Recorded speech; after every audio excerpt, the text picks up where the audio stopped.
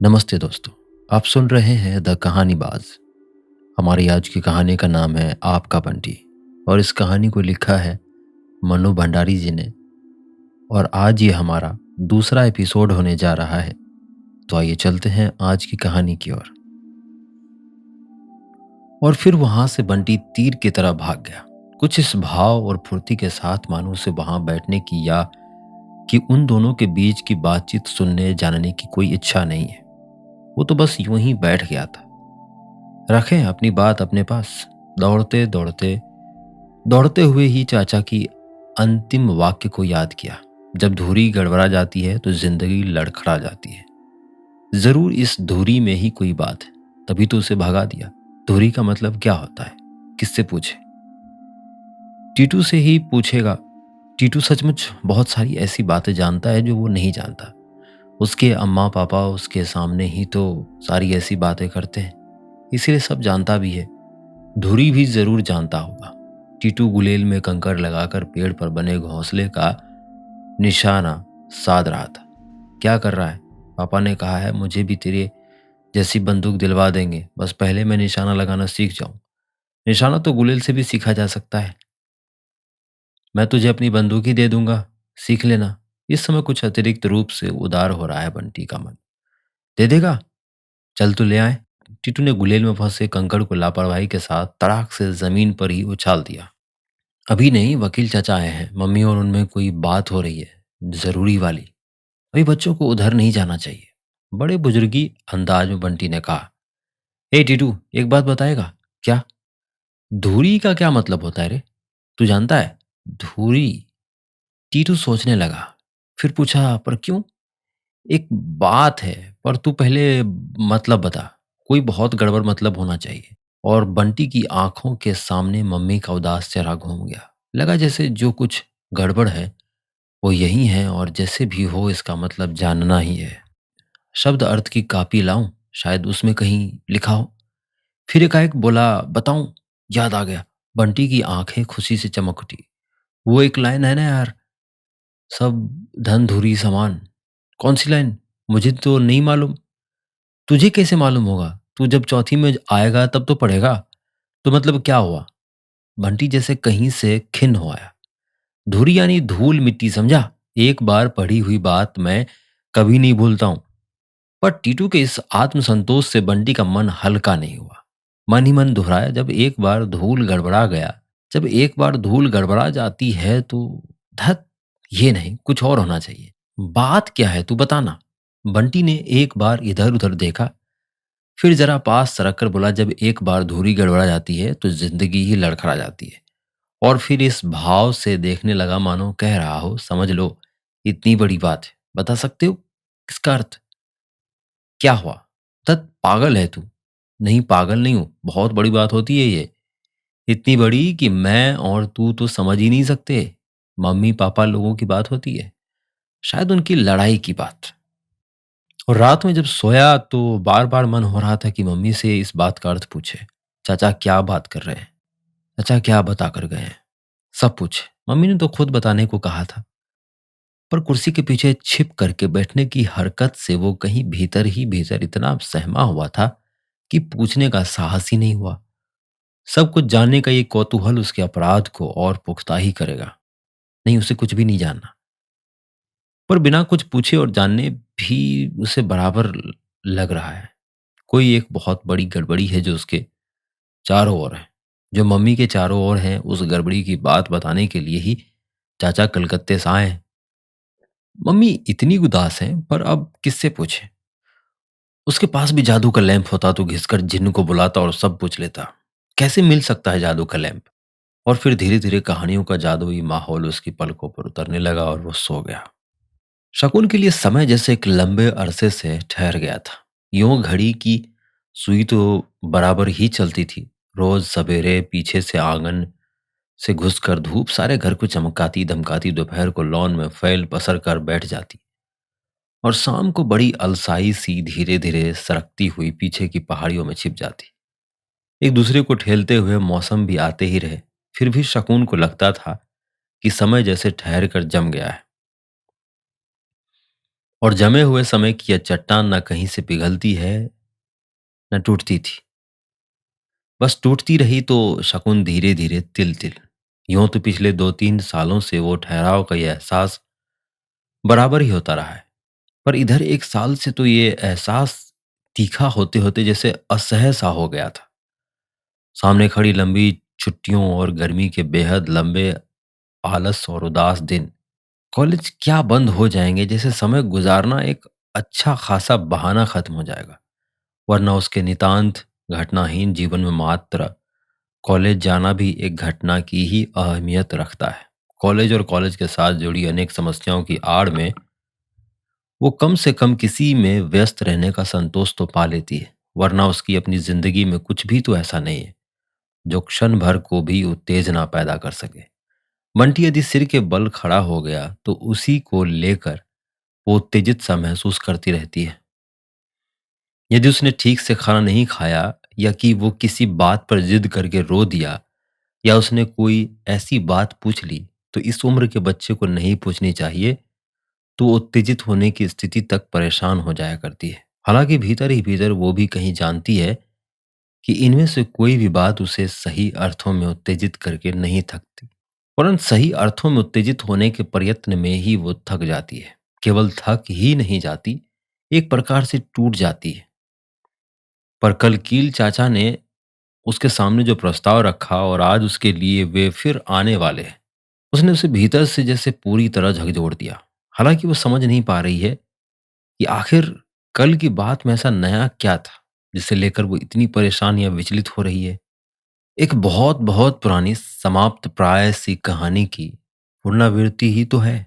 और फिर भी कुछ है कि सारी बात को वो बहुत सहज ढंग से नहीं ले पा रही है। लग रहा है जैसे उसे पूरी तरह मत दिया गया है। वकील चाचा जब भी आते हैं एक बार वो पूरी तरह मच जाती है। बाहर से तो तब भी कुछ घटित नहीं होता, एक पत्ता तक नहीं हिलता, पर मन के भीतर ही भीतर उसे जाने कितने आंधी तूफानों को झेलना पड़ता है। उसने झेले हैं। अजय के किसी के साथ संबंध बढ़ने की सूचना और फिर उसके साथ सेटल हो जाने की सूचना ने उसे कितना तिलमिला दिया था।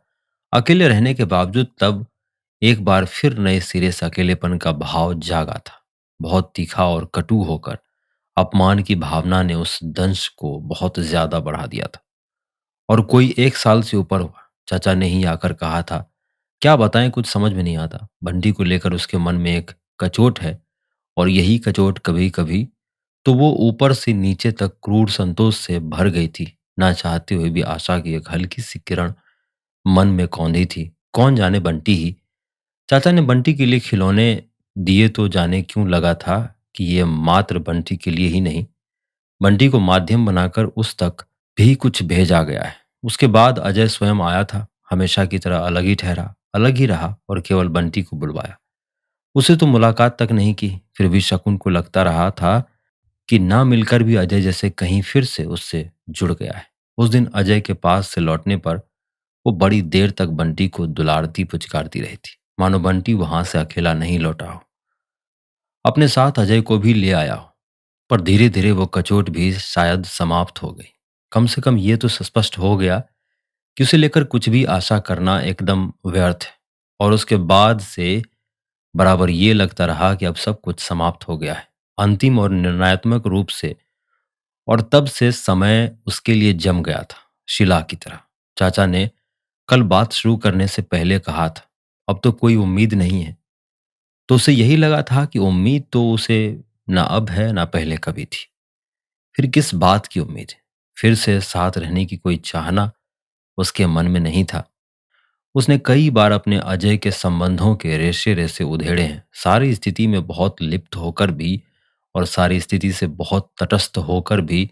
पर निष्कर्ष हमेशा एक ही निकला है कि दोनों ने एक दूसरे को कभी प्यार किया ही नहीं। शुरू के दिनों में ही एक गलत निर्णय ले डालने का एहसास दोनों के मन में बहुत साफ होकर उभर आया था, जिस पर हर दिन और घटना ने केवल सान ही चढ़ाई थी। समझौते का प्रयत्न भी दोनों में एक अंडरस्टैंडिंग पैदा करने की इच्छा से नहीं होता था, और एक दूसरे को पराजित करके अपने अनुकूल बना लेने की आकांक्षा से। तर्कों और बहसों में दिन बीतते थे और ठंडी लाशों की तरह लेटे लेटे दूसरे को दुखी, बेचैन और छटपटाते हुए देखने की आकांक्षा में रातें भीतर ही भीतर चलने वाली एक अजीब ही लड़ाई थी वो, जिसमें दम साध कर दोनों ने हर दिन प्रतीक्षा की थी कि कब सामने वाले की सांस उखड़ जाती है और वो घुटने टेक देता है, जिससे कि फिर वो बड़ी उदारता और क्षमाशीलता के साथ उसके सारे गुनाह माफ करके उसे स्वीकार कर ले। उसके संपूर्ण व्यक्तित्व को नीरे एक शून्य में बदलकर और स्थिति को लाने के लिए सभी तरह के दांव पेच खेले गए थे। कभी कोमलता के, कभी कठोरता के, कभी सब कुछ लुटा देने वाली उदारता के, तो कभी सब कुछ समेट लेने वाली कृपणता के। प्रेम के नाटक भी हुए थे और तन मन को डुबो देने वाले विभोर क्षणों के अभिनय भी। पता नहीं उन क्षणों में कभी भावुकता, आवेश या उत्तेजना रही भी हो, पर शायद उन दोनों के ही दयालु मनों ने कभी उन्हें उस रूप में ग्रहण ही नहीं किया।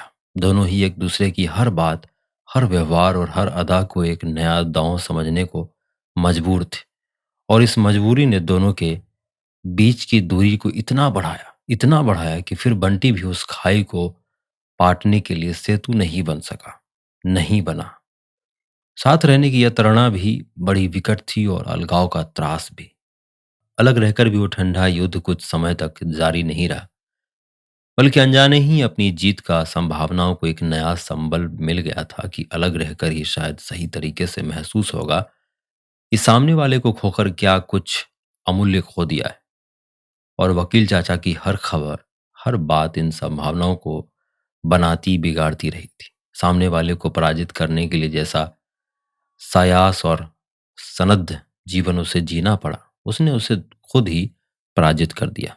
सामने वाला व्यक्ति तो पता नहीं कब परिदृश्य से हट भी गया, और वो आज तक उसी मुद्रा में, उसी स्थिति में खड़ी है, सांसें रोके, दम साधे, घुटी घुटी और कृत्रिम। 7 वर्षों में विभागाध्यक्ष से प्रिंसिपल हो जाने के पीछे भी कहीं अपने को बढ़ने से ज्यादा अजय को गिराने की आकांक्षा ही थी। वो स्वयं कभी अपना लक्ष्य रही ही नहीं, एक अदृश्य अनजान सी चुनौती थी, जिसे उसने हर समय अपने सामने हवा में लटकता हुआ महसूस किया था, और जैसे उसका मुकाबला करते करते, उससे जूझते जूझते ही वो आगे बढ़ती चली गई थी। पर इतने पर भी जब सामने वाला नहीं टूटा तो उसकी सारी प्रगति उसके अपने लिए ही जैसे निरर्थक होती थी। कल पहली बार मन में आया कि यदि वो अपनी दृष्टि अजय की जगह अपने ही ऊपर रखती तो शायद इतनी मानसिक यातना तो नहीं भोगती। तब उसका हर बढ़ता हुआ कदम, उसकी हर उपलब्धि उसे कुछ पाने का एहसास तो कराती। पर अब नहीं, अब वो और नहीं। बीच में मेज पर दस्तखत किए हुए कागज एक गिलास के नीचे दबे हुए फड़फड़ा रहे हैं। मेज के इस ओर शकुन बैठी है और दूसरी ओर वकील चाचा। बीच में मेज पर दस्तखत किए हुए कागज एक गिलास के नीचे दबे हुए फड़फड़ा रहे हैं। मेज की इस ओर शकुन बैठी है और दूसरी ओर वकील चाचा। कितने दिनों के बाद उसने अजय के हस्ताक्षर देखे थे। देखकर एक अजीब सी अनुभूति हुई थी, पर चाहकर भी वो उसे नाम नहीं दे पाई। एक अध्याय था जिसे समाप्त होना था, और वो हो गया। 10 वर्ष का यह विवाहित जीवन एक अंधेरी सुरंग में चलते चले जाने की अनुभूति से भिन्न न था। आज जैसे एकाएक वो उसके अंतिम छोर पर आ गई है, पर आ पहुंचने का संतोष भी तो नहीं है। ढकेल दिए जाने की विवश कचोट भर है। पर कैसा ये छोर! न प्रकाश, न वो खुलापन, न मुक्ति का एहसास। लगता है जैसे इस सुरंग ने उसे एक दूसरी सुरंग के मुहाने पर छोड़ दिया है। फिर एक और यात्रा, वैसा ही अंधकार, वैसा ही अकेलापन। उसके अपने ही मन में जाने कितने कितने प्रश्न तैर रहे हैं। क्या खुद उसे अजय का संबंध भारी नहीं पड़ने लगा था? क्या वो खुद भी उससे मुक्त होना नहीं चाहती थी? तो फिर कैसा है ये दंश? क्या वो आज तक अजय से कुछ अपेक्षा रखती आई है? नहीं, अजय से कुछ ना पा सकने का दंश ये नहीं है, बल्कि दंश शायद इस बात का है कि किसी और ने अजय से वो सब कुछ क्यों पाया जो उसका प्राप्य था, या कि इस बात का था कि वो सब कुछ तोड़ ताड़ कर निकलती और अजय उसके लिए दुखी होता, छटपटाता। साथ नहीं रह सकते थे, इसीलिए साथ नहीं रह रहे हैं। स्थिति तब भी वैसी ही रहती, पर फिर भी कितना कुछ बदल गया होता यदि अजय के साथ मीरा ना होती, बिल्कुल उसके अपने साथ कोई होता। सच पूछा जाए तो अजय के साथ ना रह पाने का दंश नहीं है, वरन अजय को हरा ना पाने की चुभन है, ये जो उसे उठते बैठते सालती रहती है। इन फरफराते पन्नों ने उसके और वकील चाचा के बीच अनजाने ही शायद बहुत बड़ी खाई खोद दी है। तभी तो चाचा अस्वाभाविक रूप से चुप हो आए हैं, वरना इतनी देर तक चुप रहना चाचा के लिए संभव नहीं। दोनों के बीच जबरदस्ती घेराई इस मौन ने सारी स्थिति को जैसे कहीं और अधिक जटिल बना दिया। शकुन ने कागजों को उठाया और तह करके चाचा की ओर बढ़ाते हुए बोली, इन्हें रख लीजिए। आप इतने चुपचाप क्यों हो गए? अपने स्वर की सहजता से वो स्वयं चौंकी। कहीं ये भाव भी जागा कि ऐसी स्थिति में भी बहुत सहज स्वाभाविक बने रहने की क्षमता उसमें है। चाचा ने इतनी गहरी सांस ली मानो बहुत देर से वे सांस रोके हुए बैठे थे। आखिर ये काम भी मेरे ही हाथों होना था। लोग जोड़ते हैं, मैं तोड़ने वाला बना। पता नहीं तुम भी क्या सोच रही होगी। स्वर की व्यथा शकुन को ऊपर से नीचे तक सहला गई। कोई बहुत ही मीठी सी बात कहकर चाचा को आश्वस्त करने का मन हुआ। आया तो था आज तुमसे बहुत बातें करूंगा, तुम्हें समझाऊंगा, पर क्या बताऊं शकुन, कुछ कहते ही नहीं बन रहा है। उसका स्वर एकदम भर्राया हुआ था। सीधे सच्चे मन से निकली हुई चाचा की इन बातों में उसे कहीं भी बनावटीपन या कृत्रिमता की बू नहीं आ रही।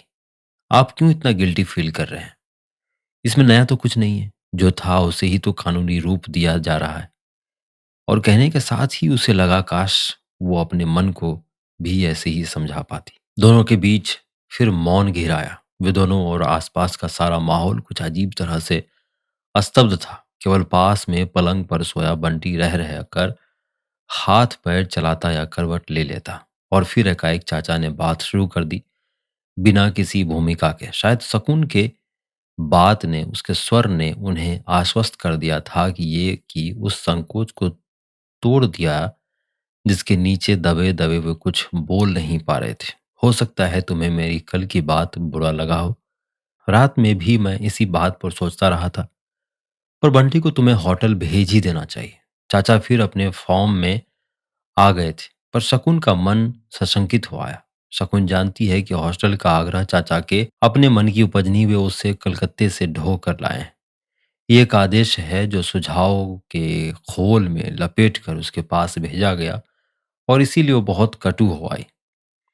7 साल से मैं अकेले ही तो बंटी को पाल रही हूँ। उसका हित अहित मैं दूसरों से ज्यादा जानती हूँ। तुम मुझे दूसरों में गिनने लगी हो। कब से? ये सही है कि मैं अजय का मित्रा हूँ, कलकत्ते रहता हूँ, पर तुम्हारे लिए भी मेरे मन में कम सिने नहीं है। पक्षपात की शिकायत भी करना चाहोगी तो एक बात तक तुम्हें ढूंढे नहीं मिलेगी। शकुन एक क्षण को भीतर ही भीतर कहीं लज्जित हो आई। नहीं, मेरा ये मतलब नहीं, आप गलत समझ गए। मैं तो खैर छोड़ो। शकुन को अब सुनना है, बोलने वे नहीं देंगे। तुम ये मत सोचो कि केवल अजय ही ऐसा चाहता है। मुझे खुद ऐसा लगता है कि बंटी को तुम्हें एकदम हॉस्टल भेज देना चाहिए। It is a must. शकुन चुप। तुम भी जानती हो मैं बहुत साफ और दो टूक बात कहने वाला आदमी हूं। जरा सोचो, स्कूल के अलावा बंटी सारे दिन तुम्हारे साथ रहता है या तुम्हारी उस फूफी के साथ। तुम्हारे यहाँ अधिकतर महिलाएं ही आती होंगी, यानी इसकी क्या कंपनी है। बहुत हुआ पड़ोस के एक दो बच्चों के साथ खेल लिया, पर एक 8-9 साल के ग्रोइंग बच्चे के लिए ये तो कोई बात नहीं हुई ना। He should grow like a boy, like a man. शकुन चुपचाप चाचा का मुंह ताकती रही और जानने की कोशिश करती रही कि इसमें से कितनी बातें चाचा की अपनी हैं और कितने को वे केवल उस तक पहुंचा रहे हैं। पर एकाएक अजय बंटी को हॉस्टल भेजने के पर एकाएक अजय बंटी को हॉस्टल भेजने को इतने उत्सुक क्यों हो गए? उसे सारी बात में एक अजीब सी गंध आने लगी। पहले अजय ने अपने को काटा, अब क्या बंटी को भी शकुन से काटना चाहते हैं? जाने कैसी कड़वाहट सी उसके तन बदन में घुलने लगी। बोलो मैं गलत कह रहा हूँ। कल मैं देख रहा था कि किस कदर वो अभी भी तुमसे चिपका चिपका रहता है। ये सब बहुत नॉर्मल नहीं है। अपनी उम्र के बच्चों के साथ उसके लिए बहुत जरूरी है, और वो तुमसे इस घर में मिल नहीं सकता। थोड़ी देर पहले चाचा के चेहरे पर जो उदासी थी, गिल्ड का जो बोझ था, वो सब पता नहीं कब बह गया। पर शकुन के मन की टूटन, रोम रोम को सालता व दंश तो अभी भी जैसे का तैसा बना हुआ है।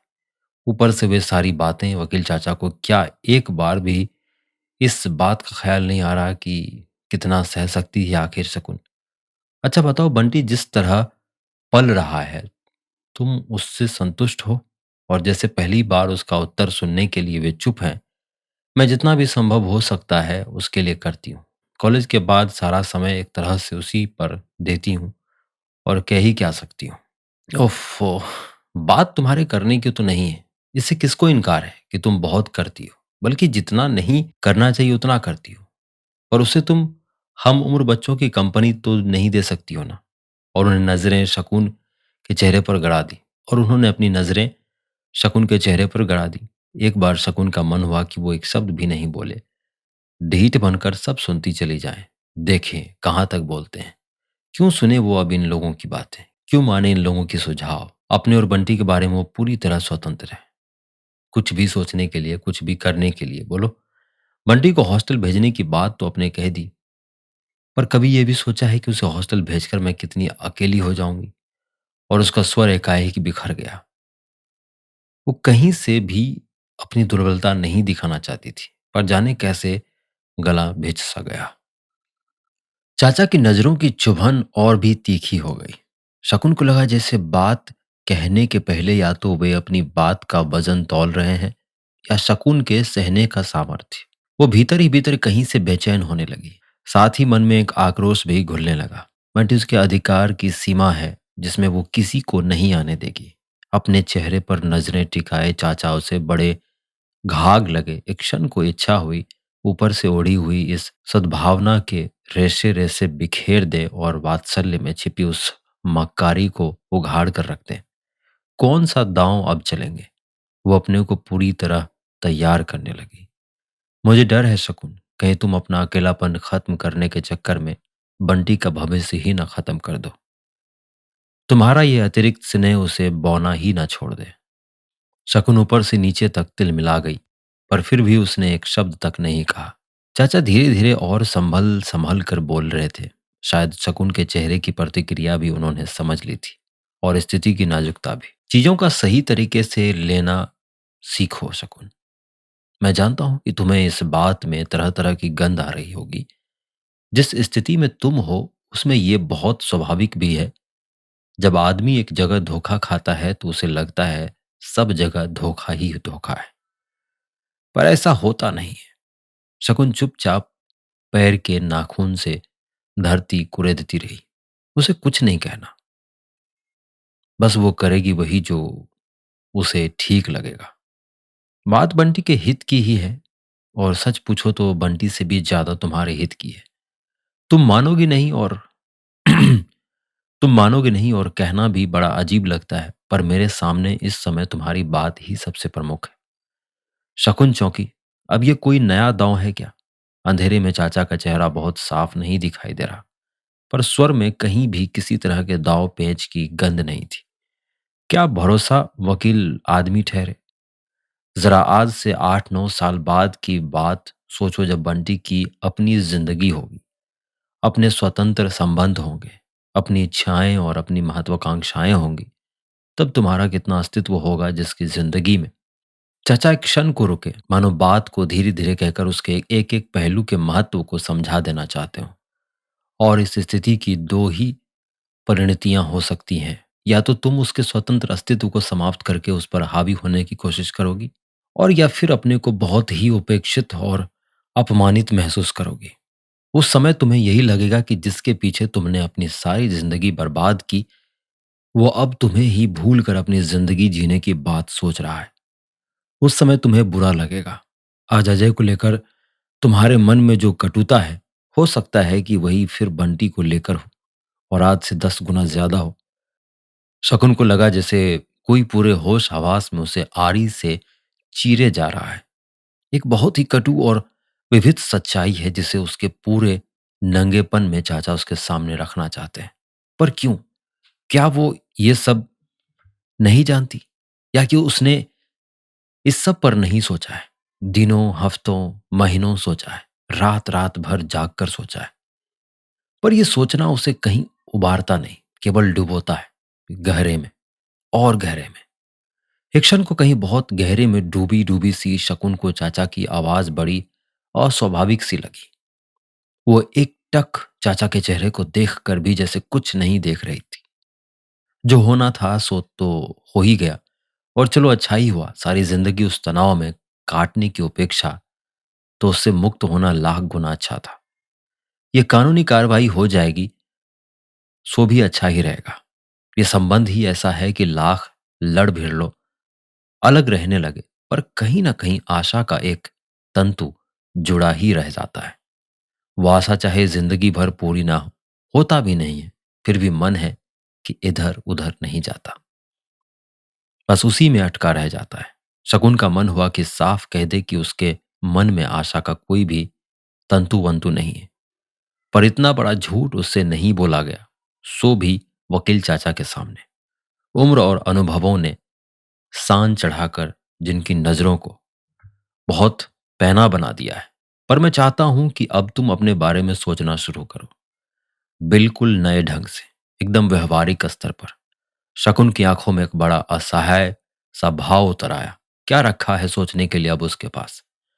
तुम सोच रही होगी कि पहले इन कागजों पर दस्तखत करवाए, फिर बंटी को अलग करने की बात शुरू कर दी। कितना क्रूएल हूं मैं। क्यों? यही सोच रही थी ना? नहीं तो, मैंने तो ऐसा कुछ नहीं सोचा।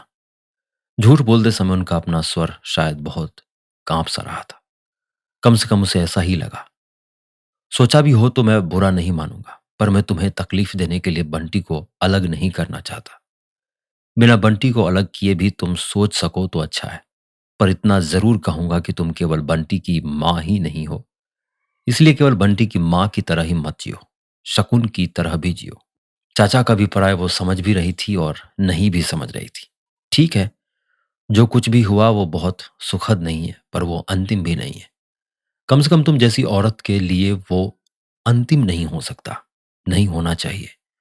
और एकाएक ही शकुन को वो रात याद आ गई, जब इसी तरह आमने सामने बैठकर चाचा उसे समझा रहे थे। दो जने साथ रहते हैं तो एडजस्ट तो करना ही पड़ता है शकुन, अपने को कुछ तो मारना ही पड़ता है।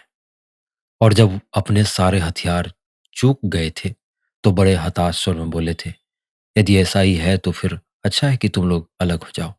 संबंध को निभाने की खातिर अपने को खत्म कर देने से अच्छा कि संबंध को खत्म कर दो। विवाह के बाद से ही उसके जीवन के हर महत्वपूर्ण मोड़ के साथ चाचा किसी न किसी रूप से जुड़े ही हुए हैं, और अब फिर किस महत्वपूर्ण दिशा की ओर संकेत कर रहे हैं। अगर अजय अपनी जिंदगी की नई शुरुआत कर सकता है तो क्यों नहीं कर सकती? क्यों अपने को इतना बांध बांध कर रखती हो? आखिर प्रिंसिपल होने के नाते यहाँ के भद्र समाज में तुम्हारा उठना बैठना होगा ही। इस दृष्टि से भी कभी, इस बार शकुन एकाएक जैसे चौंकी। क्या चाचा डॉक्टर जोशी की ओर संकेत कर रहे हैं? पर नहीं, जिस बात को पूरी तरह उभरने के पहले खुद अपने मन ही मन में दबा दिया, उसे चाचा जान ही कैसे सकते हैं? फिर भी वो हल्के से सावधान हुई। तुमसे क्या नहीं है? तुम में क्या नहीं है? बुद्धिमान हो, पढ़ी लिखी हो, प्रिंसिपल हो, सारे शहर में तुम्हारा मान सम्मान है। फिर एक क्षण को बहुत ठहर कर हल्के से विनोद के साथ बोले, परिस्थितियों ने तुम्हें चाहे जितना भी तोड़ा हो, समय को तुमने अपने ऊपर हाथ नहीं रखने दिया। Really, you seem to be as proof. और इस वाक्य के साथ ही वातावरण जैसे हल्का हो आया।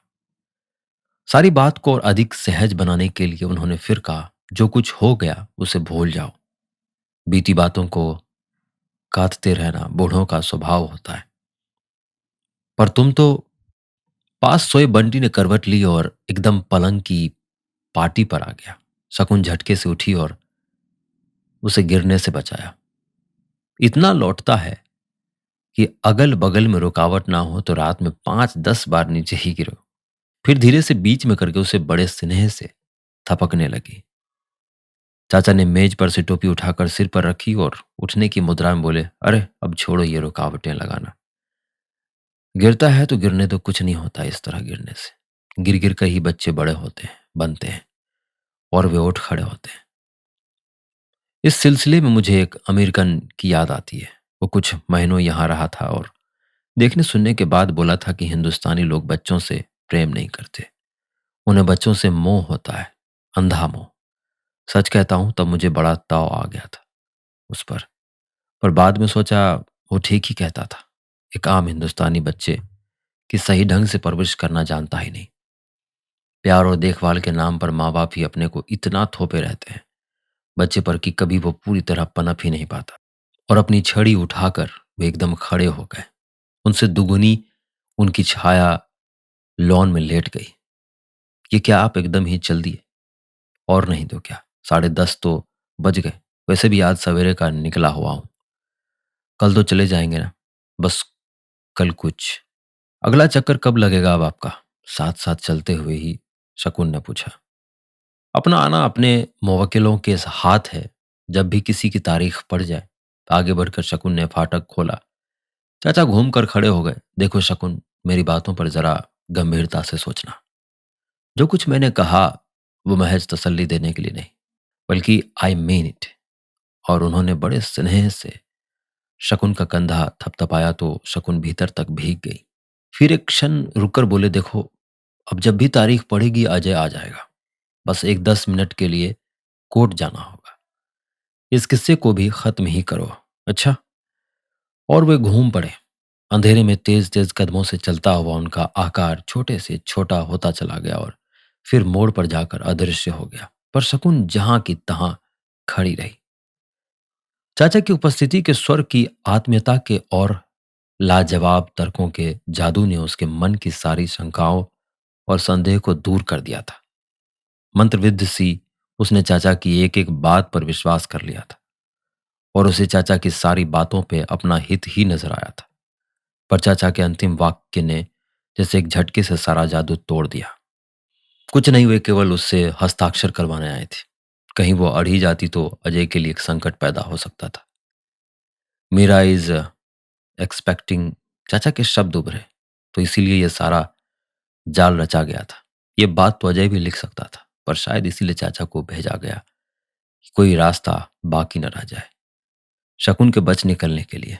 तारीख भी जल्दी ही डलवानी है। बच्चा होने से पहले सारा रास्ता साफ ही कर लेना है। वो फिर छली हो गई। वो फिर चली गई, पर फिर बेवकूफ बनाई गई। उसका रोम रोम जैसे सुलगने लगा। वे बंटी को हॉस्टल भेजना चाहते हैं। शायद उसे भी धीरे धीरे कब्जे में कर लेना चाहते हैं।